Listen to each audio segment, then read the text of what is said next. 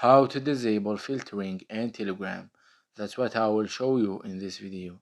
But before we begin, make sure to subscribe to the channel and ring the bell to get notified whenever a new video is uploaded. Also, don't forget to check the description box as you'll find some great offers and amazing giveaways that you might be interested in. With that said, let's get started. Now, in order for us to disable the filtering on Telegram, we will not be using the Telegram app. Instead, we will be using Telegram web version. So go ahead and open up in the browser you have and search for Telegram web and click on this result right here. It might ask you to log into your account. If it does, go ahead and do that. I have already logged in.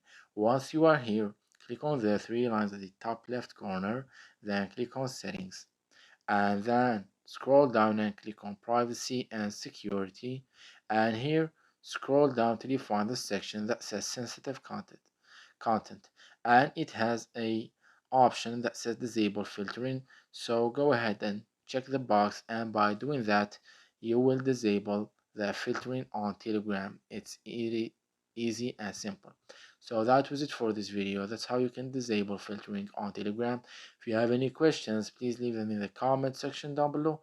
With that said, see you in the next video.